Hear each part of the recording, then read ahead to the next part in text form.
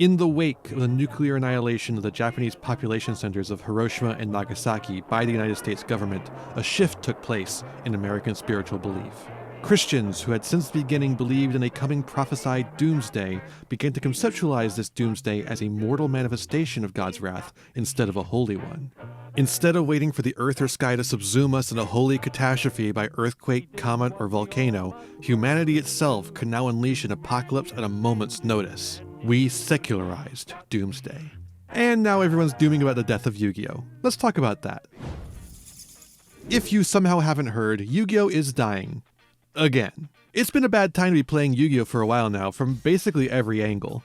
Top players, locals, legends, and even lowly YouTubers like myself have become frustrated by Konami's choices regarding the game we all love. A lot of my complaints can be summed up by my video on one-card combos, which I hopefully remember to link here, but additional concerns include the skyrocketing price to play, terrible products, and the dogshit pricing. That's not including the complaints about the lack of clear communication that were temporarily halted by ban lists finally coming out. The community is frustrated to a fever pitch. The fever is so bad it might even be able to make a horse vomit. Random example, I know. With all these grievances piling up, many Yugists have been proclaiming that the end of Yu-Gi-Oh! Is nigh, and recent YCS attendances seem to support that. So, is Yu-Gi-Oh! Dying? Believe it or not, but the Snake Eyes format we just left was not the first time that Yu-Gi-Oh! Has been pushed to the brink by a particularly bad format. I mean, you probably do believe it because there have been so many bad Yu-Gi-Oh! Formats in history, but there was one in particular that could have ended Yu-Gi-Oh! For good. Chapter 1. Dino Rabbit format. In 2012, Yu-Gi-Oh! Lost 40% of its player base to Cardfight Vanguard, which was just released at the time, much like Illustrals today. Hopefully in 12 years' time, Illustrals will be faring a little bit better than Vanguard is. The format that nearly killed Yu-Gi-Oh! Was the worst the game had ever seen to that point. It focused around 3 decks that completely choked out every rogue strategy: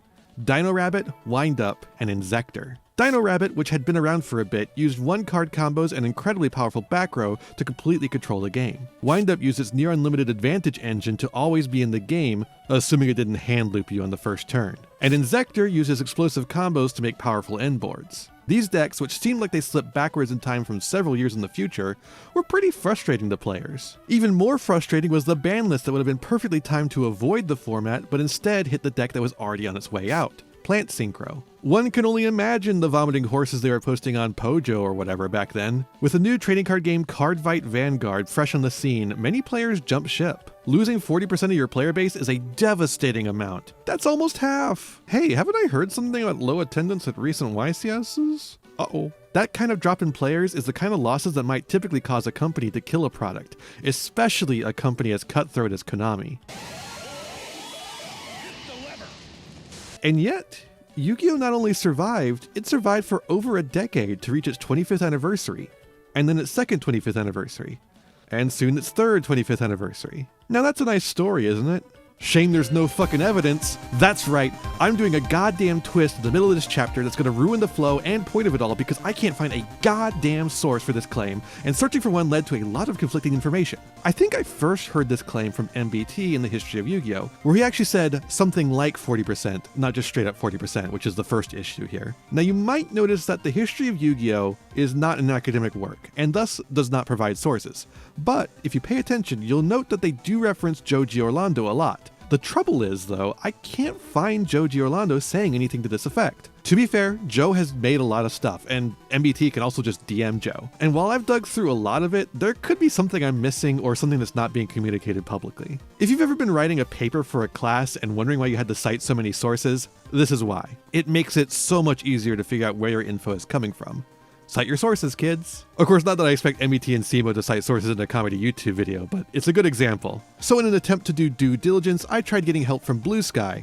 And then Dan from Yu-Gi-Org comes in and says, this is definitely some crazy bullshit. Dino Rabbit is 2011, lol. 2013 is when Vanguard got a big boost, and it was because Cossack, Big Eye, and Judgment were all $200 cards you needed 3 of to play the game that summer. And wow, that's a big wrench in the script there. But guess what? He doesn't provide a source either. So I start looking around on Reddit to try and gauge general player base opinions and maybe find a source somewhere. But then I find even more claims. Oh, it wasn't Dino Rabbit, it was the Zexal anime that made people leave. This one just doesn't ring true to me at all, because we don't even have an anime for TCG anymore, and there's still a pretty big audience. I don't think the anime matters at all, really. It actually wasn't a big deal. Player numbers and sales numbers barely saw a blip.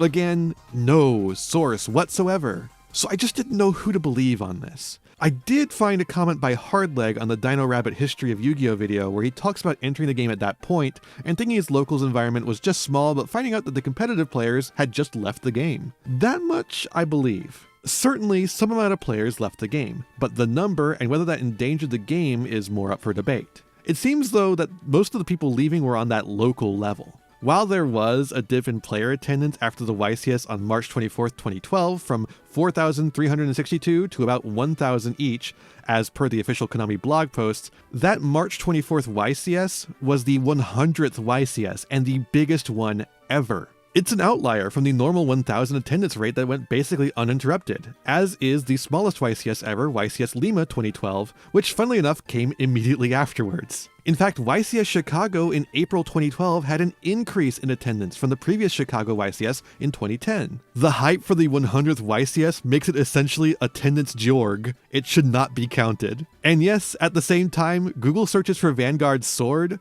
but that's also when the anime was added to Crunchyroll, so of course people were Googling it. This would seem to me to be a case of a joke about a bad format being turned into historical canon by later players, were it not for the anecdotes of players at the same time saying their locals were affected by the drop in attendance. One of my patrons, Almighty Ferret Lord, even said that it eventually led to the store going out of business. Fellow Yugi tuber RJ also corroborated this general trend and concurred with my suspicion that the decline in players happened on the local level but not on the competitive, due in part to a stratification between the casual competitive players that RJ says was even more intense back then. So to that end, there's some level to which this rumor is true, but also some level to which it is not. Which is kinda how I feel about people yugi-dooming about the most recent formats, if I'm being honest. As we've seen with people turning around on the Raziel Malice format, it's just never actually the end of the world. But that doesn't mean it doesn't have an impact on local communities. If anyone has more sources on this, please reach out to me. I won't be able to use it in this video, obviously, but it'll help sate my curiosity. What we can take from this, though, is that some amount of players left, particularly at the local level, and some amount of other players have catastrophized that to the point where it's Yu-Gi-Oh! Legend that the game almost died that year, when the only things that were actually in danger seem to be particularly precarious locals. It was the year without a Yu-Gi-Oh! This makes the parallels between 2012's Yu-Gi-Oh! Format and today staggering.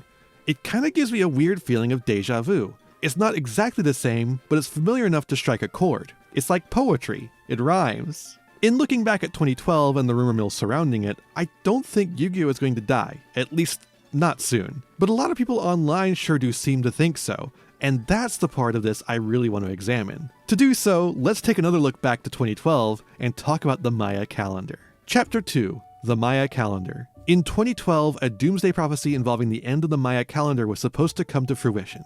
It had been memed into popular culture by TV networks, Hollywood blockbusters, and, of course, the internet, as it experienced the growing pains of the early social media era. This Millenarian movement was not the first doomsday prophecy to be popularized through the internet. Heaven's Gate's website still stands as a testament to that, but it was one of the earliest secular apocalypses spread by social media. Before we explore the effect of this eschatology, we should first examine its origin. The 2012 Doomsday Prophecy actually has very little to do with actual Maya culture. Maya people still exist, and none of them had any Doomsday Prophecy involving this calendar, which, by the way, had fallen out of use before the Spanish even arrived in Maya territory. Some Maya people did jump on the craze after it became popularized, but there was no recognition beforehand. Anyways, the prophecy involves the Maya long count calendar, which was in use from about 250 to 900 CE, during the classical period. Interestingly, this calendar being used on stone monuments is actually what defines the classical period of Maya history. This calendar, which was made using astronomical data the Maya collected, measures time out very far in advance, in what is called a baktun, a period of 144,000 days, roughly equivalent to 394 years. By the way, a baktun is what we call it, but it turns out that's not what the Maya ever called it. The term was made up by white people. The classical Maya probably referred to the period as a peak. Also, while we're on Maya semantics, Mayan is only supposed to be used for the language. Don't add the N at the end unless you're talking about the language. Just say Maya like I have here. Anyways, this baktun that was set to end December 21st, 2012 was in fact the 13th baktun, marking the end of an even larger cycle, the Great Cycle, as we call it today, which began on August 11th, 3114 BCE. Now, did this mean anything at all to the Maya? Maybe? The history on this is quite spotty despite our significant progress on deciphering Mayan hieroglyphs. The calendar itself was probably not even made by the Maya, but the Olmec instead, and Maya culture moved on from the long count to other systems like the 260-day Tzolk'in, which is still in use in some areas to this day. Now you know where Ultimaya Tzolk'in's name comes from. Even during the classical Maya period, when many Maya were using the long count calendar, the dispersion of the Maya people likely made for many slightly, or perhaps majorly, distinct faith systems wrapped up in this one architectural standard. All of that is to say, there is no clear picture what the Maya interpretation of the ending of the Great Cycle would have been. The closest we have would be the Popol Vuh, a compilation of the creation stories of the Quiche Maya of the colonial era highlands. According to the Popol Vuh, our world is the fourth world created by the gods, the previous three having failed somehow. This fourth one succeeded whatever test, and so humanity was placed on it. The previous world, the third one, ended after 13 Baktuns, and then the zero date for our current Great Cycle began. One might note that August 11th, 3114 BCE being the start of the world is quite impossible in consideration of what we now know about the age of the world, or even just the ancient artifacts we found, but the important thing to remember when examining religion is that literal truth is not important. Spiritual and metaphorical truth are the name of the game. I only bring it up here because in the context of predicting a literal apocalypse, it's a bit of a damning flaw in the argument. Essentially, the end of the so-called Great Cycle was merely a milestone for our world surviving longer than the previous world. As best we can tell, there may have been cause for celebration in the Maya world at achieving that milestone, but very little else. The Great Cycle is essentially a modern invention, and a surprisingly successful one at that. If you were a conscious human being in 2012, the two things you absolutely could not escape hearing about were Joseph Kony and the Maya apocalypse. The movie based on it, creatively titled 2012, was the fifth highest grossing movie of 2009, despite being a pretty bog-standard Roland Emmerich disaster flick. So how did an obscure factoid about Maya culture steamroll into an American cultural phenomenon? As with many vaguely spiritual influences on American pop culture, the origin point is the New Age movement, a term that at this point encompasses so many beliefs as to be nigh on useless. This includes figures like Jose Arguelles, made famous for his harmonic convergence in August 1987. His grift had long played on Maya culture, playing off of his Mexican heritage, so the long count calendar Doomsday prophecy naturally fell right alongside his claims that the classical Maya leaders left Earth in 830 to go into space to another dimension where they can keep watch on us. Among his contemporaries in the 2012 prophecy space include a man claiming to be the reincarnation of King Pakal himself, selling merch of his royal visage, Richard Boylan, a man who believed 2012 would be when Earth would become part of an extraterrestrial federation, a la Star Trek, and Jalila Star, a teacher who claimed she could channel beings from the planet Nibiru, who would rejoin our solar system in 2012. Earth must have summoned more than 5 monsters. I should really do a video exploring the history of Nibiru as a concept. It's vaguely Yu-Gi-Oh themed, it should work. You may note that all of these ideas of what was going to happen in 2012 are entirely contradictory. 2012 is a big tent doomsday, allowing many different flavors of cranks to use it to fuel their own specific grift. You'll also notice that none of these actually involve the world coming to an end. When it comes to Millenarian faith, the end of the world is really more the end of the world as we know it now. Sometimes it does quite literally involve the world ending, but other times it involves a shift of some kind that fundamentally changes the status quo. We'll come back to that idea later, but take note of it for now. These New Age 2012 prophecies came at a perfect nexus point in American culture. The rise of early social media, Twitter coming out in 2006, the shift of supposedly educational TV networks towards platforming conspiracy theorists and cranks for ratings, Ancient Aliens starting in 2009, and the immense popularity of the Roland Emmerich disaster flick, a director who also is known to engage in conspiratorial thinking. All three of these factors took these New Age prophets and many others, who are admittedly generally quite funny and entertaining, and brought them to a massive audience who became more casual believers or even just ironic believers, only in it for the memes. This revealed a few things. 1. The American public and people in general are quite gullible, which seems pretty obvious today. 2.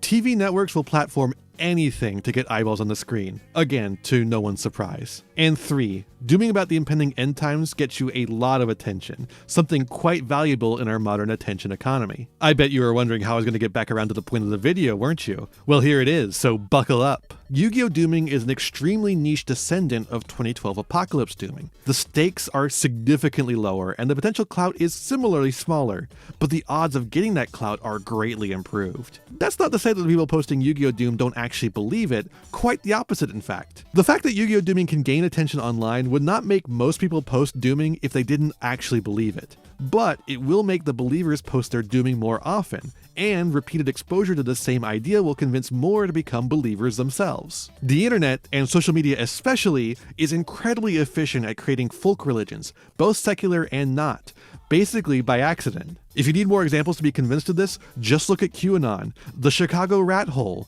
or the superstitions people have about the YouTube algorithm. Yu-Gi-Oh! Dooming behaves in a manner similar to a millenarian faith, predicting an end time that is always just around the corner, never present nor distant, constantly evangelizing the coming end times to convince the unfaithful. But I've once again said an academic term 3 times, so let's break that down.